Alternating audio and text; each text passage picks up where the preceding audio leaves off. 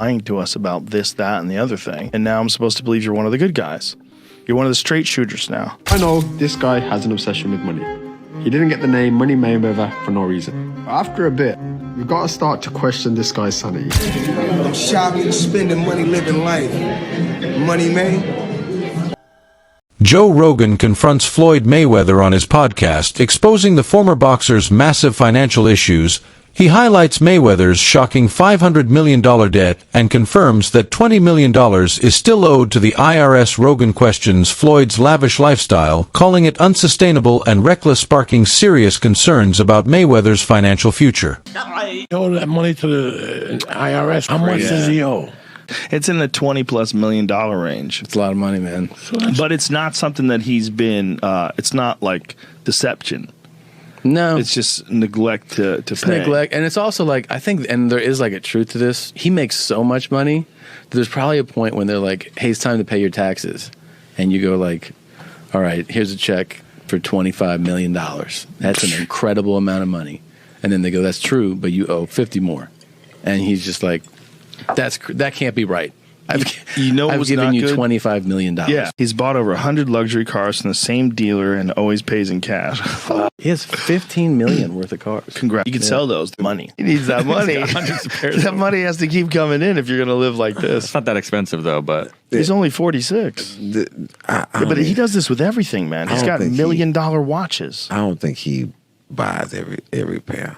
Floyd Mayweather has long been known for flaunting his luxurious lifestyle, often displaying stacks of cash, designer clothes, and exotic cars on social media. However, behind the glittering surface lies a darker reality. While he continues to spend heavily, he reportedly owes millions to tax authorities and various lenders. This contradiction between his public image and financial responsibilities paints a troubling picture. It's a glaring example of how unchecked spending can overshadow even the most successful careers, raising serious doubts about the sustainability of his financial empire. How do the people around him, how do the lawyers that I'm sure that he employs, the financial people that are probably running his life, telling him to stop spending $1 million a day, how do they not deal with his taxes? Well, listen, he apparently had a tough time reading the thing, as they say. Like he didn't know what he couldn't read like that's BS. Something. That is BS. They said something Time like out. that. He is paying. I'm sure he's got a litany of people in his world. I happen to agree. Financial management people. You think so? How long before he's suing somebody for mismanagement of funds? You know that's happening. You'd certainly think so. By the way, they announced, I'll get your calls in a second, they did announce the pricing for Mayweather-McGregor. $100 for a high def, $90 for standard def.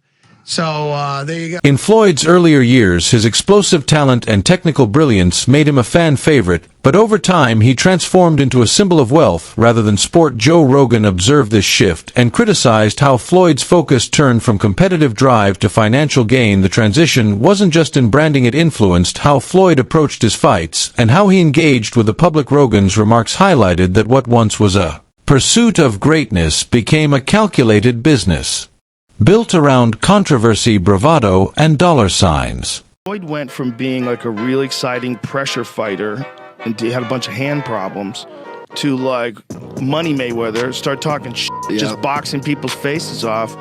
No more hand problems, much more money. Yeah, I love what he's doing too, beating up these YouTube guys. It's crazy. I love it. It's so funny that these guys are willing to get beat up by him.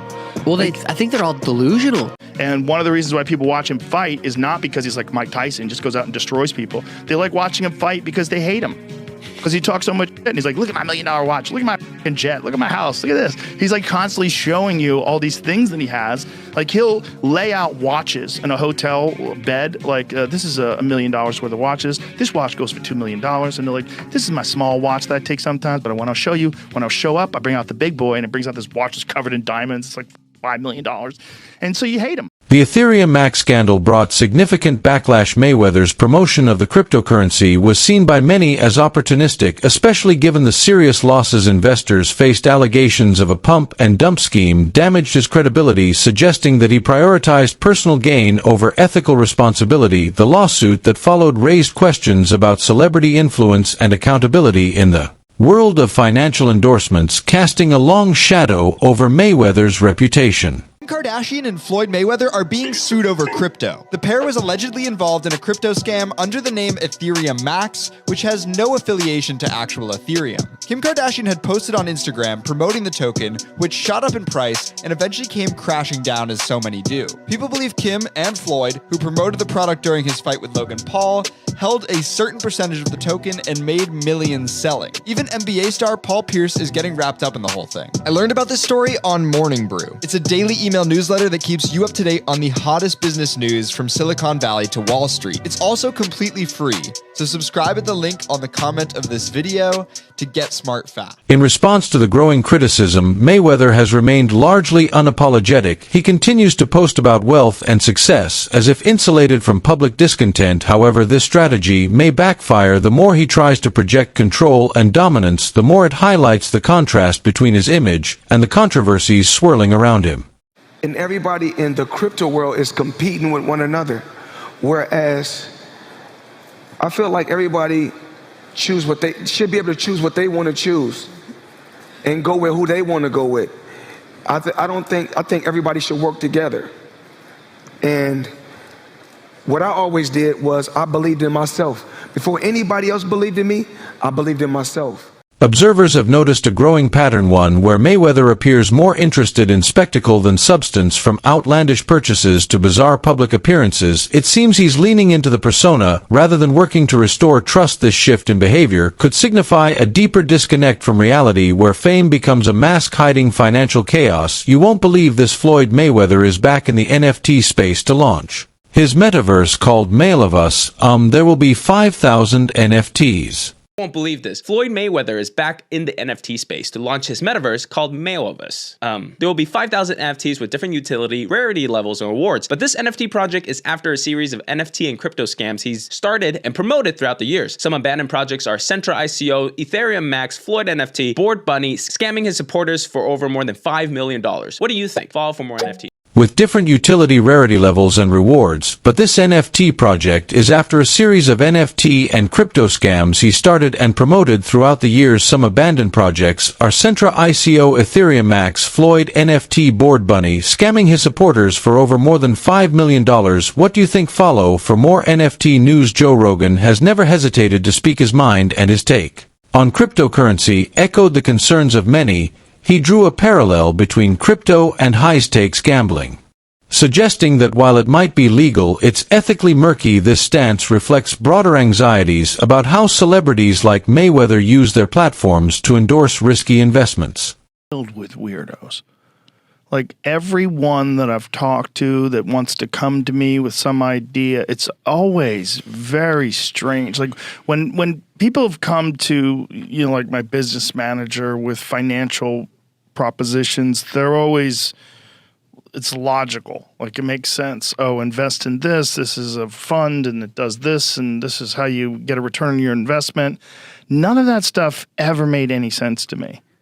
I avoided all of it, luckily, but I was propositioned by multiple different entities about these kind of things. And I was like, I don't know what you're saying.